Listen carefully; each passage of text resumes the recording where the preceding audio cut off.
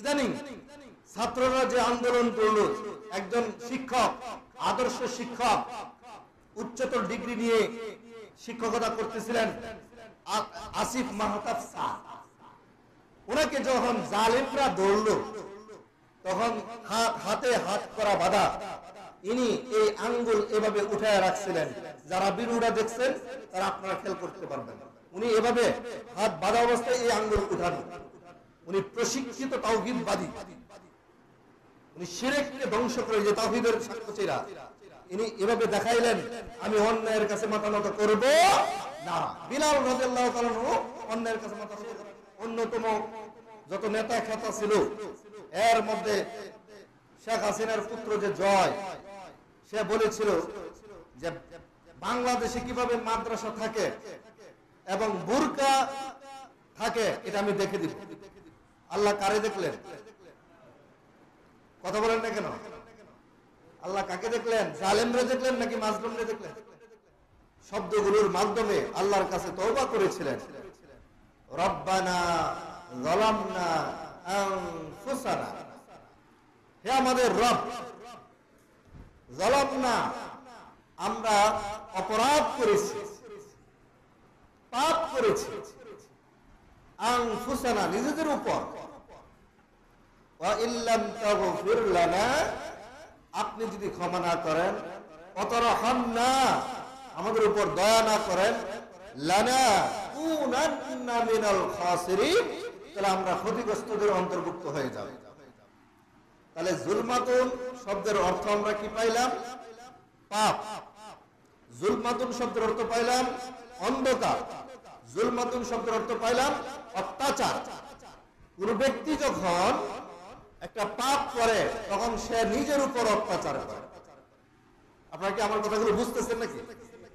কোন ব্যক্তি যখন পাপ করে তখন কার উপর অত্যাচার করে? নিজের উপর। কারণ কি? আল্লাহ সুবহানাহু ওয়া তাআলা পবিত্র কোরআনে এটাকে পরিষ্কার করে দিয়েছেন, ফাআলহামাহা ফুজুরাহা ওয়া তাকওয়াহা, আমি প্রত্যেকটা মানুষের মধ্যে পাপ এবং ভালো এবং মন্দ, পাপ এবং সওয়াব, ন্যায় এবং অন্যায়ের জ্ঞান দান করেছি। সুবহানাল্লাহ। এটার জন্য আপনাকে এই ইউনিভার্সিটিতে পড়াশোনা করা লাগবে না, মাদ্রাসাতে পড়াশোনা করা লাগবে না।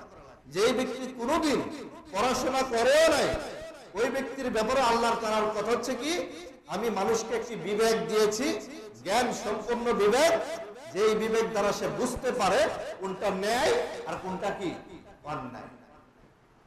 তাই আমার যে আল্লাহ রাব্বুল আলামিন আমাকে আপনাকে এই ন্যায় এবং অন্যায়ের জ্ঞান দান করলেন, আমি যদি সেই ন্যায় পথ চোখে দেখে, চোখের সামনে জেনে বুঝে ন্যায় পথ ছেড়ে যদি অন্যায়ের পথে চলি, তাহলে কি এটা আমি নিজের উপর জুলুম করলাম না ভাই? অবশ্যই এটা অত্যাচার। পাপ করা মানে হচ্ছে নিজের উপর অত্যাচার করা। গেল।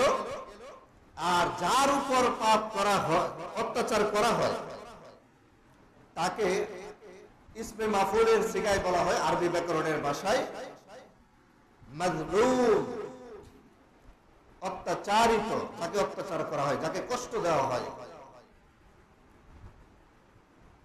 তাহলে জালেম শব্দটা বুঝলাম, মাজলুম শব্দটা বুঝলাম। এবার আসি গোটা মানব জাতি, গোটা মানব জাতি পৃথিবীতে পরিচালিত হচ্ছে তিনটা শব্দের উপর। কয়টা শব্দের উপর বললাম ভাই? আচ্ছা, এই তিনটা শব্দের উপর চলতেছে। এই বিষয়গুলো ইনশাআল্লাহ আমি পরিষ্কার করব। তার আগে, যেটা এখনো মূল আলোচনা শুরু করি নাই, আমাদের মূল আলোচনার বিষয় হচ্ছে কি, যুগে যুগে জালিমের পতন এবং মাজলুমের সফলতা। তাহলে আরেকটি শব্দ আমাদের জানতে হবে, সেটা কি? আদিল, আদালা। আরবি শব্দ আদালা অর্থ হচ্ছে ন্যায় বিচার। আদিল, ন্যায় বিচারকারী। আর আরেকটি শব্দ হচ্ছে তাগুত। তাগুত শব্দের অর্থ হচ্ছে সীমা লঙ্ঘনকারী। তাহলে এই যে শব্দগুলোর অর্থ বললাম, এই শব্দের অর্থগুলো যদি আপনি আসলে বুঝতে পারেন, তাহলে ইসলাম বুঝার জন্য, মানার জন্য ইনশাআল্লাহ অনেকটাই আপনার জন্য সহজ হবে। তাগুত শব্দের অর্থ কি বললাম ভাই? সীমা লঙ্ঘনকারী। শরিয়া শব্দের অর্থ হচ্ছে সীমানা, রাস্তা, বিধিবিধান, আইন কানুন। শরিয়া অর্থ হচ্ছে রাস্তা, মানে সীমানা।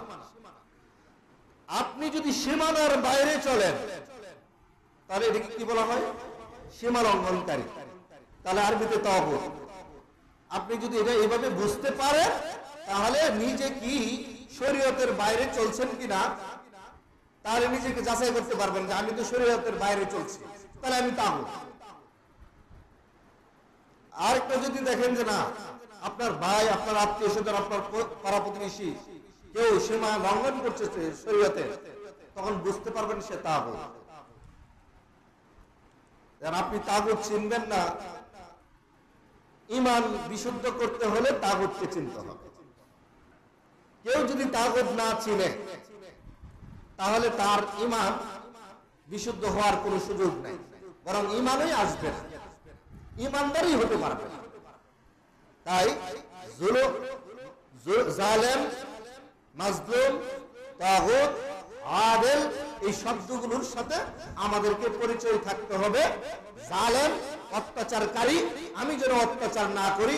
মাজলুম অত্যাচারিত ব্যক্তি, আমাকেও যেন অন্যরা অত্যাচার করতে না পারে। অত্যাচার করলে আমার ভূমিকা কি হবে এটা বুঝতে হবে। আদেল ন্যায় বিচারকারী, হাকিম ন্যায় বিচারকারী। আমি আমার মধ্যে আমার আরেকটা ভাইয়ের সাথে আমি কি ন্যায় বিচার করি কিনা, এই বিষয়টা যদি আপনি উপলব্ধি করতে পারেন তাহলে ইসলামের সীমানার ভিতরে থাকতে পারবেন। এরপরে হচ্ছে তাগুত, সীমা লঙ্ঘনকারী। শরীয়তের সীমানার ভিতরে আছেন নাকি বাইরে চলে যাচ্ছেন। তো এই সমস্ত বিষয়ে ইনশাআল্লাহ কোরআন এবং সহিহ হাদিসের আলোকে আপনাদের সামনে কিছু তথ্য উপস্থাপন করব। আমি কোরআন সুন্নাহর একজন ছাত্র মাত্র, আমার ভুল হওয়া স্বাভাবিক। আরবিতে একটি প্রবাদ আছে, আফাতুল ইলমি নিসিয়ানুন, জ্ঞানের বিপদ হচ্ছে ভুলে যাওয়া। নিসিয়ানুন শব্দ থেকে আসছে নাস। নাস অর্থ হচ্ছে মানুষ, তার মানে হচ্ছে মানুষ অর্থই ভুল। মানুষ মাত্রই কি ভুল। মানুষ হিসেবে আমার ভুল হতেই পারে। কোরআন সুন্নাহ, রাসূলুল্লাহ সাল্লাল্লাহু আলাইহি ওয়াসাল্লাম বলেছেন, মান ক্বালা বিহি সাদাকা, যে ব্যক্তি কোরআন দিয়ে কথা বলল সে সত্য কথা বলল। এরপরে আমরা যখন কথা বলি আমাদেরকে এই বিষয়গুলো একটু মাথায় রেখে কথা বলি। সেটা হচ্ছে আল্লাহ রাব্বুল আলামিন আপনাদের ব্যাপারে না, যারা কথা বলে, বক্তা, আলোচক, তাদেরকে সতর্ক করে বলছেন, আমান আযলামু মিম্মান ইফতারা আলাল্লাহি কাযিবা, তার চেয়ে বড় জালেম আর কে হতে পারে যে আল্লাহর উপর মিথ্যা কথা বলে। তাহলে কোরআনে নাই এই কথা যদি আমি আপনাদেরকে বলি যে এটা কোরআনে আছে অথবা ইসলামের কথা, তাহলে আমি হচ্ছি বড় জালেম। রাসূলুল্লাহ সাল্লাল্লাহু আলাইহি ওয়াসাল্লাম কি বলেছেন, মান কাযাবা আলাইয়া মুতাআম্মিদান ফালয়াতাবাওয়াহু মাকআদাহু মিনান নার, যে ব্যক্তি ইচ্ছাকৃতভাবে আমার উপর মিথ্যা কথা বলল তার স্থান সে নিজেই জাহান্নামে তৈরি করলো। বলেন না নাউযুবিল্লাহ। তাহলে শরীয়তের কথা, ইসলামের কথা বলতে গেলে কি হিসাব করে বলতে হবে না, দলিল দিয়ে বলতে হবে না। তাই কোরআন এবং সুন্নাহর যে দলিলগুলো নিয়ে আসছে এই বিষয়গুলো বুঝতে হলে আপনাকে আমাকে একটু মনোযোগ দিতে হবে আর একটু সময় দিতে হবে। প্রথম তাহলে আসি মূল আলোচনায় যাই। আজকের জুমার আলোচনার বিষয় বলেছি যুগে যুগে জালিমের পতন এবং মাজলুমের সফলতা, বিজয়। ভূমিকাতেই বলে রাখতেছি সূরা শূরার 42 নম্বর আয়াত। সূরা শূরার 42 নম্বর আয়াত আল্লাহ রাব্বুল আলামিন বলতেছেন, ইন্নামাস সাবিলু আলাল্লাযিনা ইয়াযলিমুনান নাস। অভিযোগ তাদের ব্যাপারে যারা মানুষের উপর অত্যাচার করে। ওয়ায়াবগুনা ফিল আরদ বিগাইরিল হক, অন্যায়ভাবে জমিনের মধ্যে সে অত্যাচার করে, অন্যায় করে, অবিচার করে, তাদের ব্যাপারে অভিযোগ। উলাইকা লাহুম আযাবুন আলীম, তাদের জন্য রয়েছে কঠিন শাস্তি। বলেন না নাউযুবিল্লাহ। এখানে বলা হয়েছে, আল্লাহ রাব্বুল আলামিন কি বললেন? আমার কাছে অভিযোগ তাদের জন্য, শাস্তির ব্যবস্থা তাদের জন্য যারা জমিনের মধ্যে অন্যায়ভাবে মানুষের উপর অত্যাচার করে। ও ভাই, তাহলে ইসলামী শরীয়তের কথা কি অত্যাচার করা যাবে? যে অত্যাচার করে তাকে কি বলে? কিছুক্ষণ আগে বলছি জালেম। তাহলে জালেম হওয়া যাবে না। এটা ব্যক্তিগত ভাবে হোক, সামষ্টিক ভাবেই হোক, কোনোভাবেই জালেম হওয়া যাবে। এবার আসি, রাসূলুল্লাহ সাল্লাল্লাহু আলাইহি ওয়াসাল্লাম সহিহ বুখারীর ৬৯৫২ নম্বর হাদিস, তিনি বলেছেন, উনসুর আখাকা যালিমান আও মাজলুমান, তোমার ভাইকে তুমি সাহায্য করো, সে জালেম হোক অথবা মাজলুম হোক। সাহাবীরা জিজ্ঞেস করলেন, ইয়া রাসূলুল্লাহ, যে ব্যক্তি মাজলুম তার পক্ষ থেকে, তার পক্ষে যে তাকে হেফাজত করে না, আমরা তাকে সাহায্য করলাম, কিন্তু যে জালেম তাকে আমরা কিভাবে সাহায্য করব? রাসূলুল্লাহ সাল্লাল্লাহু আলাইহি সাল্লাম বললেন যে জালেম তাকে জুলুমের কাছ থেকে বিরত রেখে তোমরা তাকে সাহায্য করো। সুবহানাল্লাহ বলবেন না? তাহলে নিজে তো জালেম হওয়া যাচ্ছে না, কোন ভাই যদি জালেম হয়েও যায় তাকে জুলুম থেকে ফিরানোর দায়িত্ব কি আমার আর আপনার। নিজে যদি অন্যকে জালেমের কাছ থেকে, অত্যাচারী মূলক কাজ থেকে যদি বাঁচাতে চান, নিজে জালেম হলে হবে? নিজেকে জালেম হলে হবে।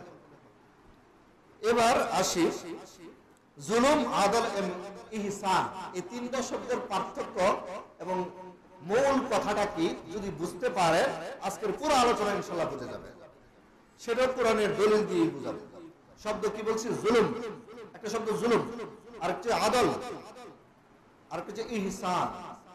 জুলুম অত্যাচার করা, আদল ন্যায় বিচার করা, ইহসান দয়া করা, এই তিনটা শব্দ বলেছিলাম। এই পৃথিবীর মানুষ তিনটা শব্দের উপর চলতেছে। কেউ জুলুমে ব্যস্ত, কেউ ন্যায় বিচারে ব্যস্ত, কেউ ইহসানে ব্যস্ত। এবার আসি কোরআনের দলিল এবং বাস্তবতা। সূরা আনআমের ১৬০ নম্বর আয়াত, আল্লাহ রাব্বুল আলামিন বলেছেন, মান জাআ বিল হাসানাতি, যে ব্যক্তি ভালো কাজ করবে, ফালাহু আশরু আমসালিহা, তারে একটা ভালোর জন্য 10 গুণ সওয়াব দেওয়া হবে। সুবহানাল্লাহ। কয় গুণ? একটা ভালো কাজ করলে ভাই কয় গুণ সওয়াব? 10। ওমান জাআ বিসসাইয়্যাত, যে ব্যক্তি পাপ কাজ করবে, ফালা ইউজজা ইল্লা মিসলাহা, তাকে শুধু ওই পাপটার একটা গুণই লেখা হবে, এর বাইরে লেখা হবে না। অহুম লা ইউজলামুন, তার প্রতি জুলুম করা হবে না। এই আয়াতের মধ্যে জুলুম, আদল এবং ইহসান নিহিত রয়েছে। এবার আসি কিভাবে। দাড়িপাল্লা হাতে নেন, আপনি কাউকে যদি 1 কেজি, এখন তো ডিজিটাল মিটার বেরিয়েছে, দেখবেন 1 কেজি মানে 1 কেজি করা সম্ভব, কি ঠিক না? ডিজিটাল মিটারে আপনি মাপলেন 1 কেজি আপেল, দাম 200 টাকা। 200 টাকা আপনাকে দিচ্ছে, কমও দিচ্ছে না, বেশিও দিচ্ছে না, 200 টাকা দিচ্ছে। এখন আপনি বরাবর 1 কেজি তাকে দিলেন, মানে 1000 গ্রাম, 1% এদিক সেদিক নেই, বরাবর 1000। এটাকে আরবিতে বলা হয় আদালা। বা আদল, ন্যায় বিচার। আপনার কাছে চুক্তি হয়েছে কি 200 টাকা দিবেন, 1 কেজি দিবেন, তাহলে সমান সমান ওজন দেওয়া, এটাকে বলা হয় আদল বা ন্যায় বিচার। এটা ইসলামী শরীয়তের নিয়ম। আল্লাহ রাব্বুল আলামিন যত নবী রাসূল পাঠিয়েছেন, যতগুলো উদ্দেশ্য ছিল, এর মধ্যে অন্যতম উদ্দেশ্য তিনি বলেছেন ইউদিলু বাইনান নাস, তোমরা মানুষের মাঝে ন্যায় বিচার করো। সুবহানাল্লাহ। মানুষের মধ্যে কি করো? ন্যায় বিচার করো। তাহলে 1000 গ্রাম হিসাবে 1000 গ্রামে দেওয়া হলো, এটা আপনি তার প্রতি ন্যায় বিচার করলেন, কিন্তু 1% কম দিলেন। এখন বুদ্ধি করে বলেন তো এটা কি জুলুম? এটা কি জুলুম? আল্লাহ সুবহানাহু ওয়া তাআলা বলতেছেন, এরপরে মনে করেন আপনি 5 গ্রাম 10 গ্রাম অনেক সময় বেশি দেন না, এটা কি ইহসান। সুবহানাল্লাহ। আল্লাহ রাব্বুল আলামিন বলতেছেন যে ব্যক্তি একটা সওয়াবের কাজ করবে তাকে আমি 10টা সওয়াব দিব। একটা সওয়াবের পরিবর্তে একটা সওয়াব দেওয়াটা হচ্ছে ন্যায় বিচার। কিন্তু আল্লাহ রাব্বুল আলামিন ন্যায় বিচারকে অতিক্রম করে, ন্যায় বিচার ছাড়া ইহসান হয় না, ন্যায় বিচার ঠিক রেখে এর উপরে যা দিয়েছেন 10 গুণ বাড়িয়ে দিলেন। এটা আল্লাহ রাব্বুল আলামিন বান্দার প্রতি ইহসান করেছেন। আল্লাহ রাব্বুল আলামিন বলেছেন আহসিনু কামা আহসানাল্লাহু ইলাইকুম, তোমরা সেইভাবে মানুষের প্রতি দয়া করো, ইহসান করো, সহমর্মিতা দেখাও যেভাবে আল্লাহ রাব্বুল আলামিন তোমাদের প্রতি সহমর্মিতা করতেছে। সুবহানাল্লাহ। আল্লাহ রাব্বুল আলামিন বললেন, এই আয়াতের মধ্যে বললেন একটা পাপ করলে একটা পাপই লেখা হবে। বলেন এটা কি আদল? এটা কি আদল মানে ন্যায় বিচার। একটা পাপ করলে যদি 2টা পাপ হইতো, এটা কি হইতো? জুলুম হয়ে যেত। একটা সওয়াবের কাজ করছে, 10টা দূরের কথা, আল্লাহ যদি একটা সওয়াব না দিত, এটা কি হতো? তাহলে জুলুম শব্দটা আল্লাহর সাথে নেই। আল্লাহর সাথে কি আছে? ইহসান। আল্লাহর সাথে আছে আদালত। এই পৃথিবীতে এখন আপনি কোন শব্দের উপরে থাকবেন এটা আপনার সিদ্ধান্ত। আপনি কি ইহসান করবেন নাকি আপনি আদালত করবেন? আবারও বলছি, আদালত ছাড়া কি ইহসান করা সম্ভব না। ইহসান করলে আদালত পার হয়ে যাবে। এই জন্য জুলুম করা যাবে না। এবার আসি, যুগে যুগে জালিমের কিছু পতনের উদাহরণ আমরা দেখি। প্রথমে যেটা বলবো তা হচ্ছে সূরা আনকাবুতের 39 নম্বর আয়াত। আল্লাহ রাব্বুল আলামিন কি বলতেছেন দেখেন, কারুনা ওয়া ফিরআউনা ওয়া হামানা ওয়া লাকাদ জাআহুম মূসা। ওয়া কারুনা, কারুনের কাছে, ওয়া ফিরআউনা, ফিরআউনের কাছে, ওয়া হামানা, হামানের কাছে, ওয়া লাকাদ জাআহুম, তাদের নিকটে গিয়েছিল মূসা। বলেন তো আল্লাহ রাব্বুল আলামিন যে নবীকে পাঠালেন, বলেন তো তিনি কি জুলুমের মধ্যে আছেন নাকি ইহসান আদালতের মধ্যে আছেন? ইহসান আদালত। আল্লাহ রাব্বুল আলামিন বলতেছেন যে মূসা গিয়েছিল কারুনের কাছে, ফেরাউনের কাছে, হামানের কাছে, বিল বাইয়িনাতি, আমি যে তার কাছে বিধান পাঠিয়েছি সেই সুস্পষ্ট বিধান নিয়ে।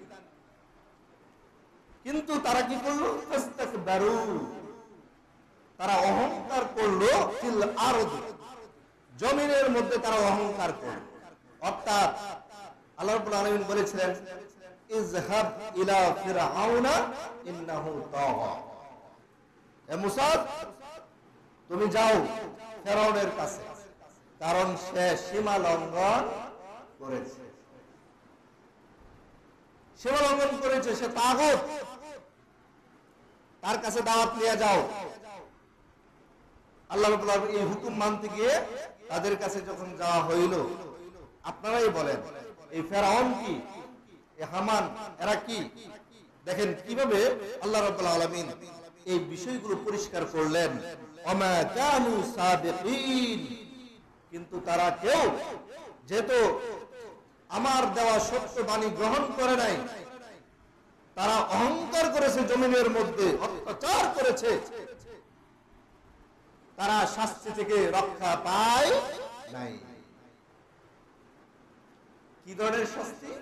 এরপরে 40 নম্বর সূরা আনকাবুতের 40 নম্বর আয়াতে আল্লাহ রাব্বুল আলামিন বললেন, ফাকুল্লা আখাযনা বিযামবিহি, তাদের মধ্যে কেউকে তাদের প্রত্যেকে কি পাপের কারণে ধরা হয়েছে, শাস্তি দেওয়া হয়েছে। কেমন শাস্তি? ফামিনহুম মান আরসালনা আলাইহি হাসিবা, তাদের মধ্যে কারো উপরে পাথরের বৃষ্টি দিয়ে আমি ধ্বংস করে দিয়েছি। এটা হচ্ছে কোন কোন জালিমের উপরে আল্লাহ রাব্বুল আলামিন ধ্বংস করার জন্য। আচ্ছা বলেন তো, কাবাঘর ভাঙতে আইছিল কে? বাদশা আব্রাহা। তারে কি ছোট ছোট পাথর পাখি এনে আল্লাহর হুকুমে ফেলে ধ্বংস হয়েছে কিনা? ধ্বংস হয়েছে। আল্লাহ রাব্বুল আলামিন বিভিন্ন ধরনের বলতেছে তাদের মধ্যে কারা? জালিমদের মধ্যে কাউকে আমি পাথরের বৃষ্টি দিয়ে ধ্বংস করেছি। এরপরে বলছে ওয়ামিনহুম মান আকাযহু, তাদের মধ্যে আরো কাউকে আমি ধরেছি। ধরে কি করলাম? সয়হা, বিকট আওয়াজ, বজ্রধ্বনি দিয়ে ধ্বংস করে দিয়েছি। নাউযুবিল্লাহ, নাউযুবিল্লাহ। এগুলো হচ্ছে জালেমদের শাস্তি। ওয়ামিনহুম মান খাসাফনা বিহিল আরদ, তাদের মধ্যে কাউকে আমি জমিনের নিচে ধ্বংস করে তুলিয়ে দিয়েছি। আপনারা জানেন না লূত আলাইহিস সালামের ঘটনা? জমিনটাকে একবারে তলিয়ে দিয়েছে তাদের সহ। এই অত্যাচারী জাতিকে ধ্বংস করে দেওয়া হয়েছে। বলেন তো এখন যখনই মুসা, এরপরে আরেকটু রয়েছে অমিনহুম মান আগরাকনা, তাদের মধ্যে আরো কিছু জালেম ছিল যাদেরকে আমি শাস্তি স্বরূপ পানিতে চুবিয়ে মেরেছি।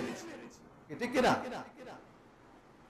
ফেরাউন যখন পানিতে পড়লো, সে কি ঈমান আনার জন্য প্রস্তুত আছেন কিনা? যে আমি ঈমান আনলাম ওই রবের উপর, যে রবের উপর মুসা ঈমান আনছে। হ্যাঁ, কত চালাক! সরাসরি বলে না যে আমি আল্লাহর উপর ঈমান আনছি। ওই মৃত্যুর মুহূর্তে জালিম অত্যাচার করতে করতে, নবী এবং নবীর অনুসারীদের উপর অত্যাচার করতে করতে শেষ মুহূর্তে সে মৃত্যু অবস্থায় তওবা করলে কি ভাই তওবা কবুল হবে?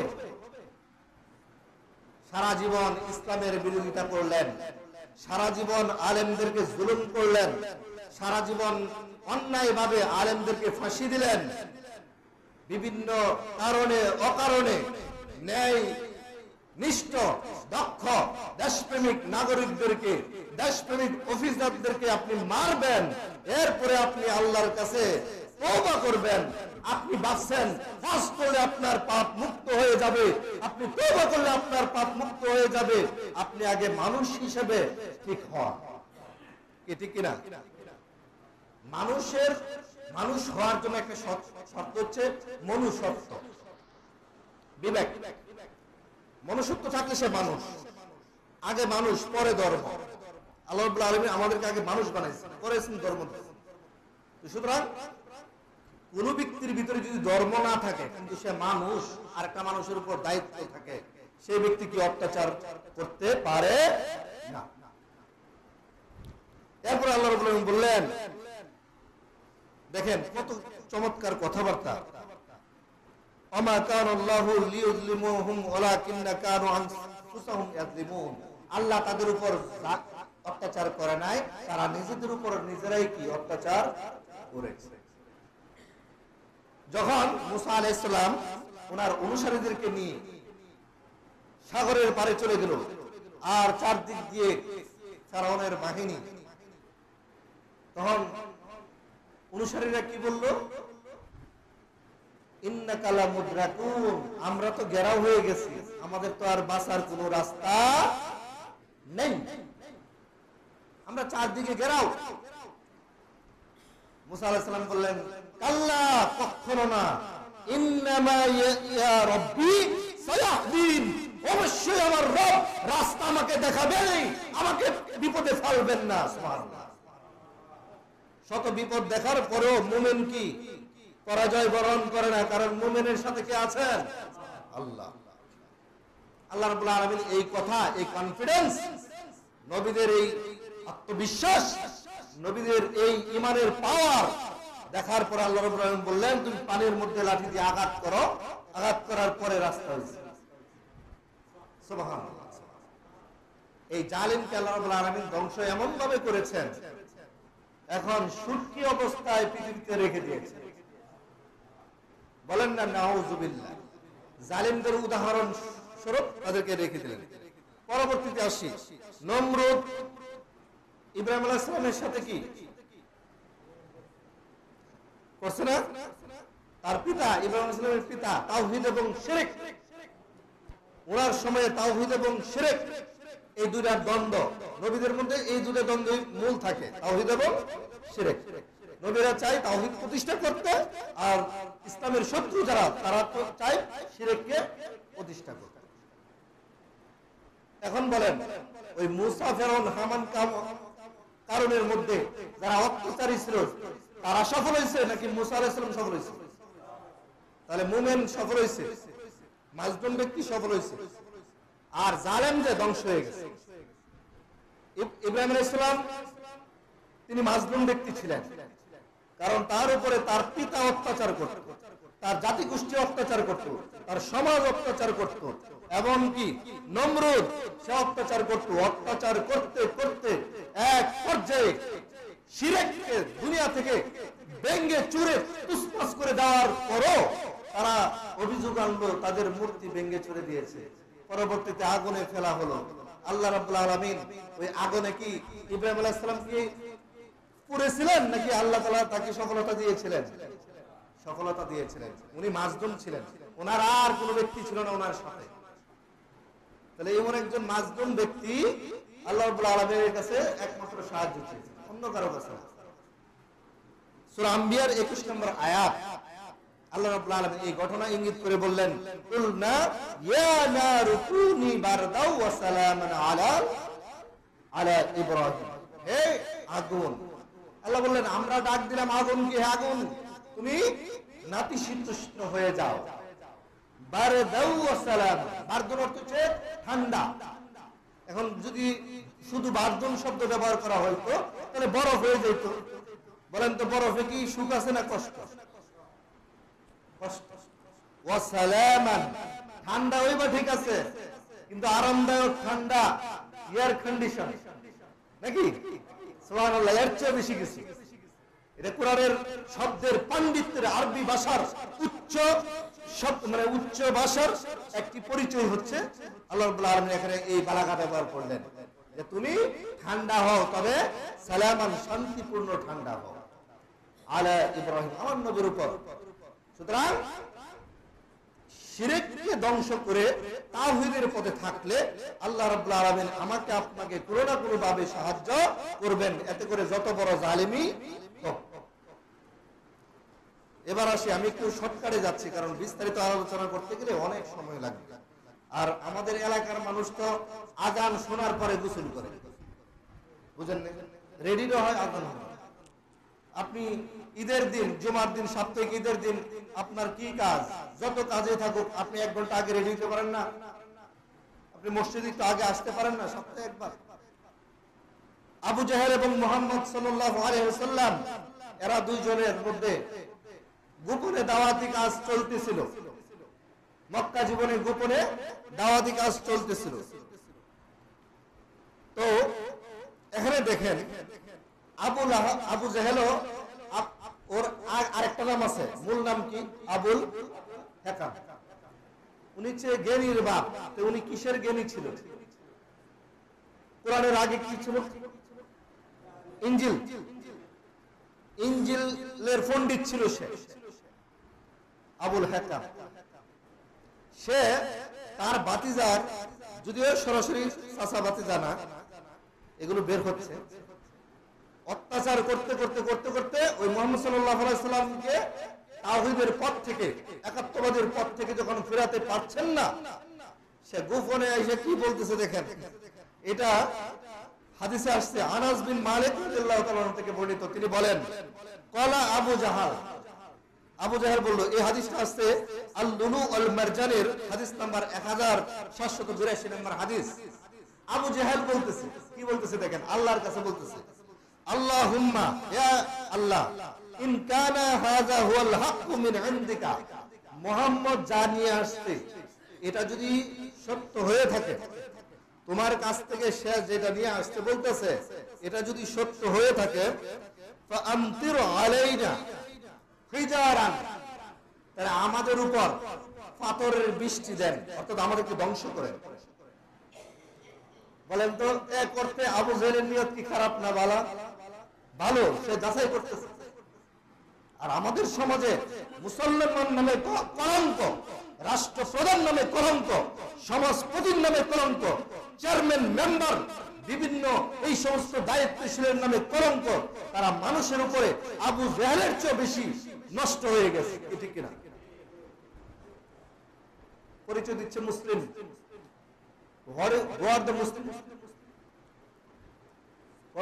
মুসলিমটা কে? We know that Muslim is a person who is totally surrendered to Almighty Allah.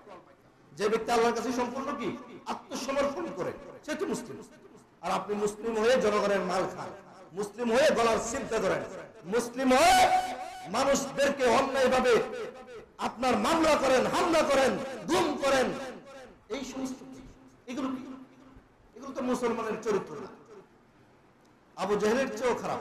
Abu জাহেল বলতেছে, দেখেন, সে সত্য তালাশ করতেছে যে আল্লাহ মুহাম্মদ যা নিয়ে আসতে বলতেছে এটা যদি সত্যি পাঠিয়ে থাকেন, তাহলে আমাদের উপর পাথরের বৃষ্টি দেন, আমাদেরকে ধ্বংস করেন, অথবা ইতিনা বিআযাবিন আলীম, কঠিন শাস্তি দেন। আল্লাহ রাব্বুল আলামিন আবু জাহেলের এই কথার উত্তরে কোরআনের আয়াত নাযিল করলেন, সূরা আনফালের 32 নম্বর আয়াত। এই আয়াতটা আল্লাহ রাব্বুল আলামিন নাযিল করে বললেন, ওমা কানাল্লাহু ইউআযিবুহুম ওয়া আনতা ফীহিম, আল্লাহ কি এমন? আল্লাহ তো এমন হতে পারেন না যেই সমাজে আপনি বসবাস করতেছেন আপনাকে রেখে তাদের উপর আযাব দেব। সুবহানাল্লাহ বলবেন না? আবু জাহেল বৃষ্টির পাথরের বৃষ্টি কামনা করতেছে যে আমাদেরকে ধ্বংস করেন, আমরা যদি অন্যায় পথে থাকি, মুহাম্মদ যদি ন্যায় পথে থাকে, তাহলে আমাদেরকে পাথর দিয়ে ধ্বংস। পাথর নামলে বলেন তো, বৃষ্টি পড়লে কি মুসলমান, কাফের, হিন্দু, বুদ্ধ, খ্রিস্টান বুঝবে নামে নাকি?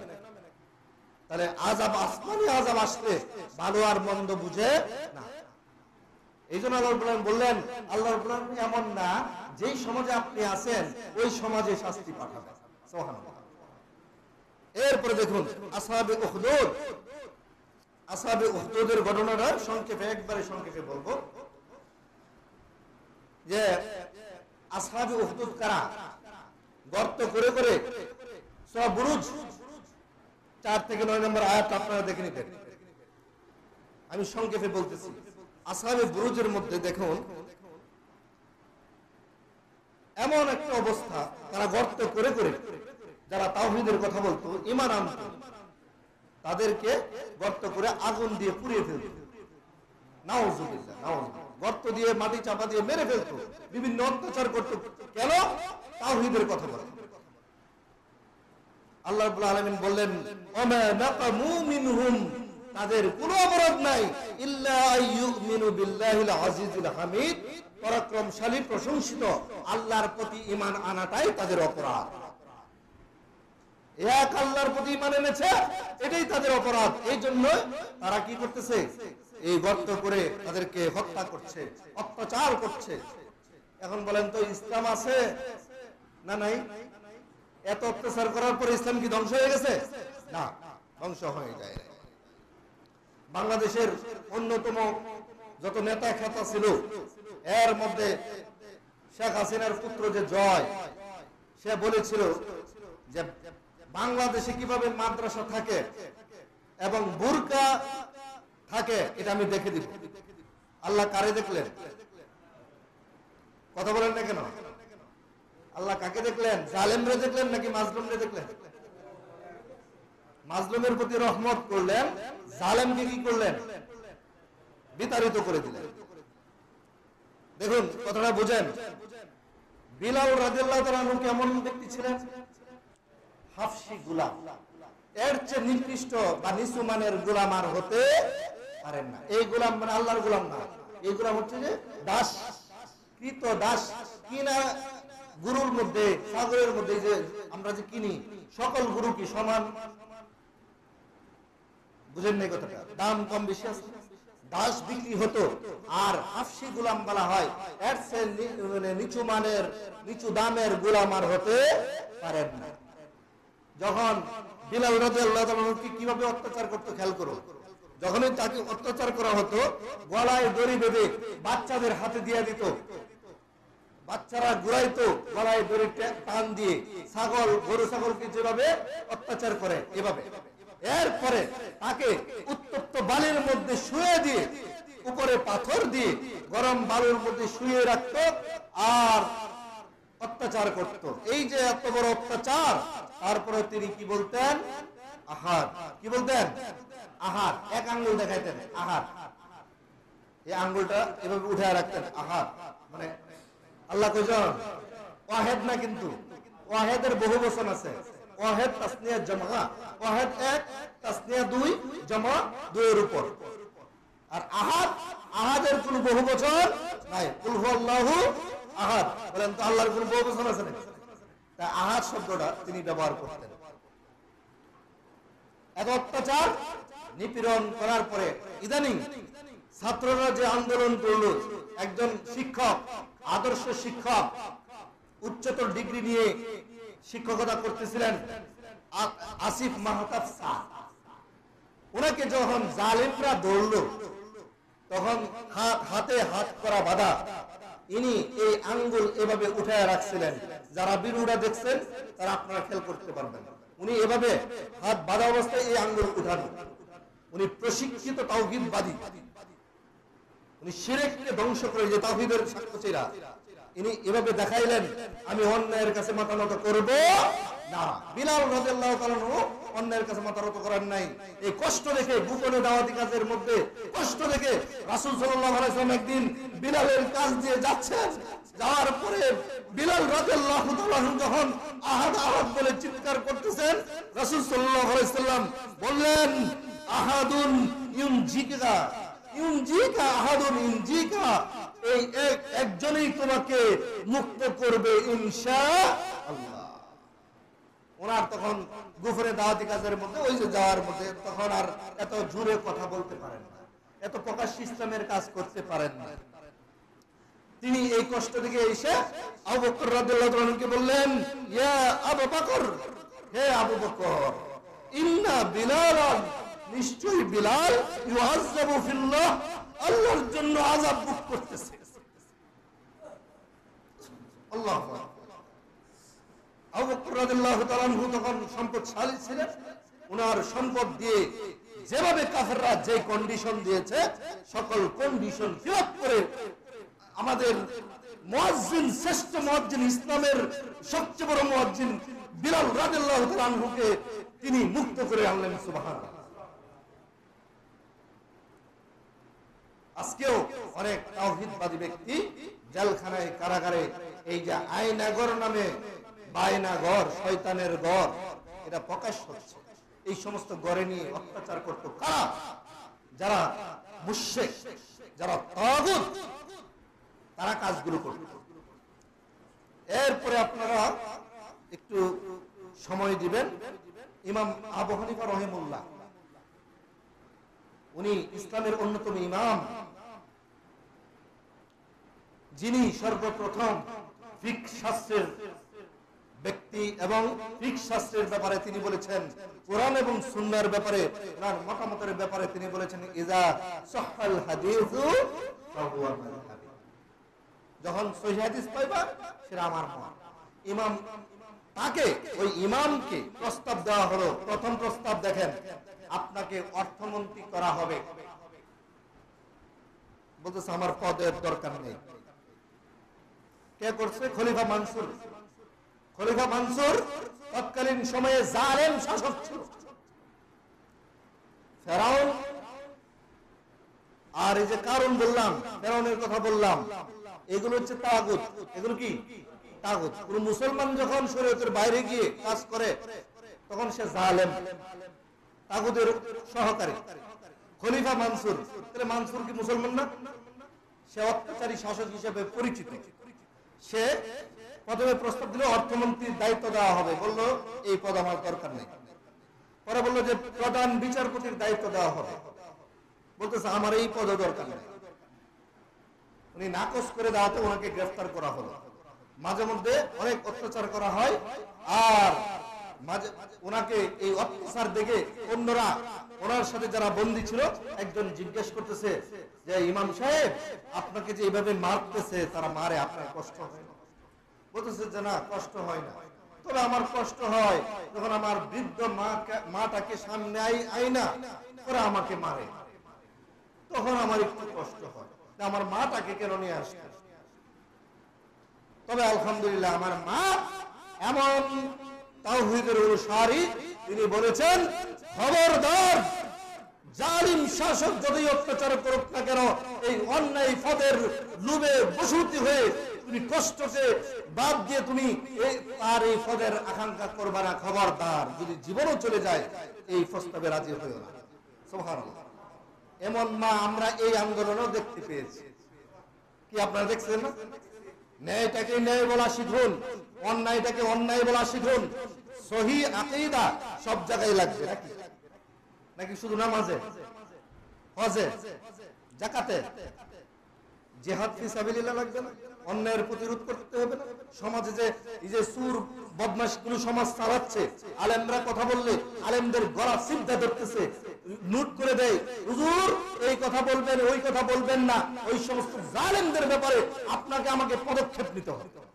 যুব সমাজ, তোমরা শিক্ষা নাও, যেই যুবক যারা ফেসবুক ছাড়া কিছু বুঝতো না, যারা প্রেম প্রীতি মেয়েদের পিছনে ঘোরা ছাড়া কিছু বুঝতো না, যেই যুব সমাজ অন্যায় করা ছাড়া ভালো কিছু বুঝতো না, সেই যুব সমাজের ভিতরে আল্লাহ রাব্বুল আলামিন এমন হেদায়েত ঢুকাই দিলেন, অন্যায়কে অন্যায়, ন্যায়কে ন্যায় বুঝে অন্যায়ের প্রতিবাদ করতে করতে শাহাদাত বরণ করলো।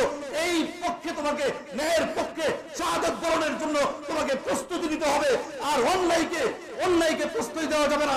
অন্যায়ের প্রতিবাদ করতে গিয়ে যদি মরতে হয়, আবু সাঈদের মতো মারা যেতে প্রস্তুত আছেন ইনশাআল্লাহ? ইনশাআল্লাহ এভাবে আপনাকে প্রস্তুতি নিতে হবে। সকল জায়গায় আপনারা দেখছেন মূর্তি কি গড়তেছে না ভাঙতেছে? কি বলেন? মুসলমানের কাজ কি মূর্তি বানানো না ভাঙা? কিছু তো কাজ হইতেছে নাকি? হ্যাঁ, যেই সরকারই আসুক, ইসলামিক সরকার ছাড়া 100% শান্তি পাবো না।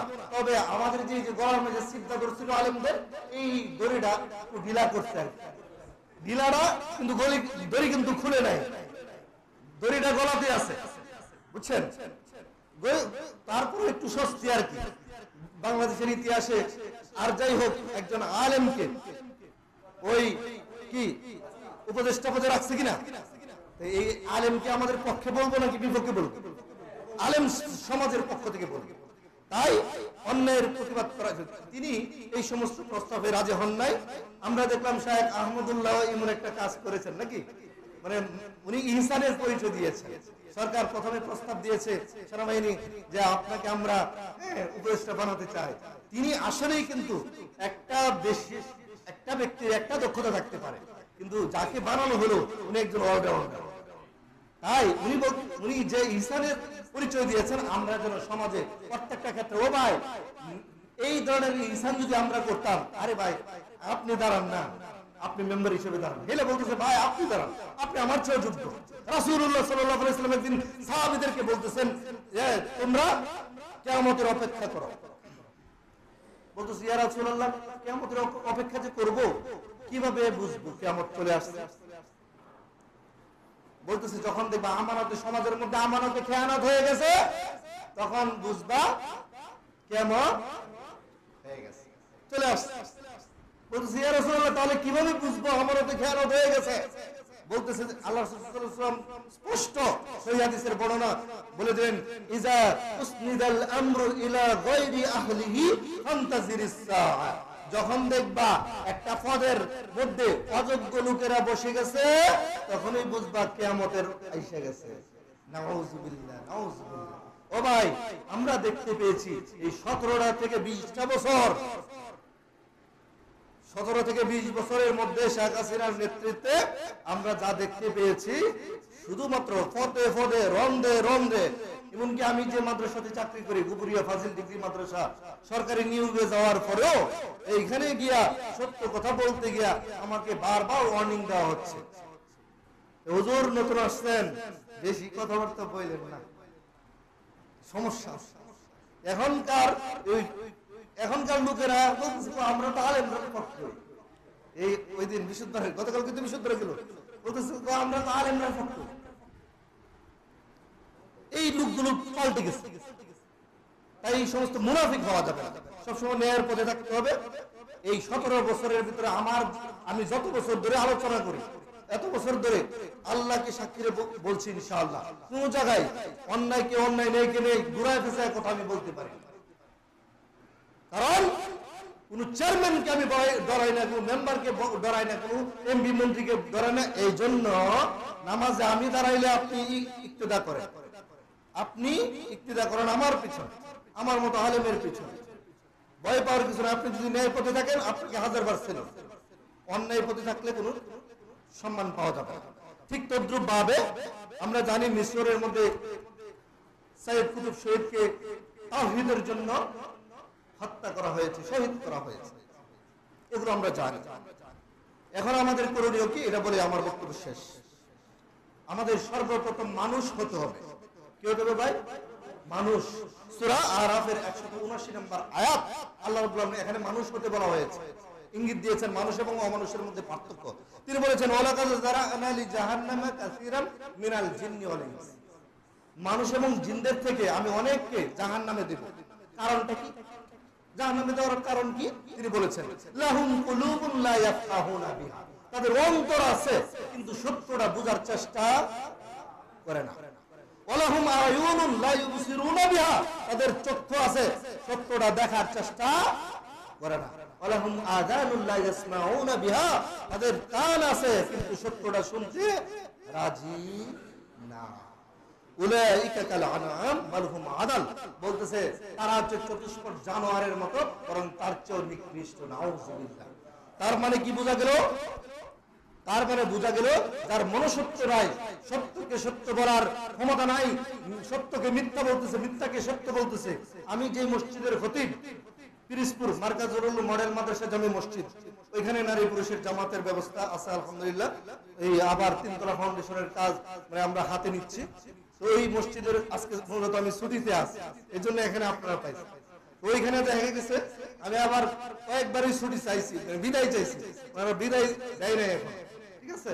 তো ওনাদের ওইখানে বারবার বলেছি, কারণ কি ওইখানে আবার দেখলাম যে 2-3 জন বাদে বেশিরভাগই মাশাআল্লাহ আমেরিকান লোক। কিন্তু আমি যখন কথা বলতাম তখন আমি বলছি কমিটি বললে আজকে চলে যাবে, কিন্তু আমাকে সত্য কথাটা বলতে হবে। মিলাদের ব্যাপারে বলছি বলে এলাকা গরম, মহিলাদের জামাতের ব্যাপারে বলছি বলে এলাকা গরম, শিরকের ব্যাপারে বলছি এলাকা গরম, কিন্তু কমিটি আমাকে বলছে আপনি কোরআন সুন্নাহ দিয়ে দলিল দিয়ে কথা বলতে যান। এখন আবার আস্তে আস্তে সব ঠিক হয়ে যাচ্ছে আলহামদুলিল্লাহ, আরো হবে ইনশাআল্লাহ। তো এই বিবেককে কাজে লাগাইতে পারলে আপনি মানুষ, বিবেককে যদি কাজে না লাগান তাহলে আপনি অমানুষ। তো এইটুকু পাইলাম যে অমানুষের কাছ থেকে আল্লাহ রাব্বুল আলামিন আমাদেরকে একটু মুক্ত করেছে। তবে হ্যাঁ, ইসলামের অন্যতম একটি বিধান বলে যেটা শেষ করছি সেটা হচ্ছে, দেখলাম আপনারা একটু পার্থক্য করবেন। পার্থক্য যখনই আওয়ামী লীগের বিদায় হইল, বিএনপি এবং কিছু দুর্বৃত্ত, আমরা চিনি না, দুর্বৃত্ত বলতে আমরা চিনি না, তারা কি করলো? তারা উল্টা গিয়া ওদের উপর বাড়ি ঘরে হামলা করল, ওদেরকে মেরে ফেললো, ঠিক আছে। তার মানে কি হইল? বিএনপি বলেন আওয়ামী লীগ বলেন, গঠনতন্ত্রগত কারণে তাওহীদ এবং শিরকের সাথে সাংঘর্ষিক, তাওহীদের সাথে তাদের গঠনতন্ত্র সাংঘর্ষিক। তাই তারা মুদ্রার ওপির আর ওপির একে অপরকে প্রতিহিংসার রাজনীতি করে। আর কাউকে কাউকে দেখলাম মাদ্রাসার ছাত্ররা, এরপরে ইসলামিক দলের লোকেরা বিভিন্ন শহীদদের বাড়িতে যাচ্ছে, বিভিন্ন মানুষের অত্যাচারে মাজলুমের বাড়িতে যাচ্ছে, চিকিৎসার সেবা দিচ্ছে। এই সমস্ত ছাত্ররা দেখলাম ট্রাফিকের কাজ করছে। তার মানে ইসলামের বিধান কি? ইসলামের বিধান কি? মক্কা বিজয়ের সময় কি? এটা তো ইসলামের কোনো বিজয় না, তবে ইসলামের আংশিক একটা বিজয়, ছোট একটা আলামত, কিন্তু ইসলামের পরিপূর্ণ কোনো বিজয় নেই। কিন্তু মক্কা বিজয়ের শিক্ষা, নবীর শিক্ষা কি? যে লা তাসরিবা আলাইকুম ইয়াওমা, আজকে তোমাদের উপর আর কোনো প্রতিশোধ নেই, আনতুম তুল্লাক, তোমরা মুক্ত। তাই আমরা মুসলমান হিসেবে যদি ইসলামী আইডিওলজি ফলো করি, তাহলে বুঝতে হবে আমার উপর যদি কেউ আক্রোশ থেকেও থাকে, আল্লাহর সন্তুষ্টির জন্য মাফ করে দেবে। আর যদি আমি ইসলামিক আইডিওলজি ফলো না করি, ডেমোক্রেটিক আইডিওলজি, এরপরে বস্তুবাদ, বিভিন্ন ধরনের মানব রচিত তন্ত্র মন্ত্রের আইডিওলজি ফলো করি, তাহলে আমাকে, আমি সুযোগ পেলে হেরে মারবো, সুযোগ পেলে আমাকে মারবো। এই সমস্ত অপকর্ম থেকে ফিরে আসুন মুসলমান। এখনো পর্যন্ত মূল মুসলিম কাকে বলে এটা শিখুন, এটা বোঝার চেষ্টা করুন, এবং বর্তমানে ছাত্রদেরকে সহযোগিতা করুন। বর্তমানে যারা ন্যায়ের পথে থাকবে তাদেরকে সহযোগিতা করুন, যে এখনো অন্যায় পথে আছে তাদেরকে বোঝান, দাওয়াতি কাজ করেন। আল্লাহ রাব্বুল আলামিন আমাদেরকে দিন বুঝে আমল করার তৌফিক দান করুন। আমিন। হাযা ওয়া আখিরু দাওয়ানা আলহামদুলিল্লাহি রাব্বিল আলামিন। কাউকে কষ্ট দেওয়ার জন্য নয়, বরং সংশোধনের জন্যই কথাগুলো বলেছি। আমার কথার মধ্যে যেগুলো ভুল হয়েছে আল্লাহ ক্ষমা করে দেখ, যেগুলো কোরআন এবং সুন্নাহর উপর সঠিক কথা বলেছি এগুলো আল্লাহ কবুল করুক। ওয়া মা তাওফীক ইল্লা বিল্লাহ। আসসালামু আলাইকুম ওয়া রাহমাতুল্লাহ।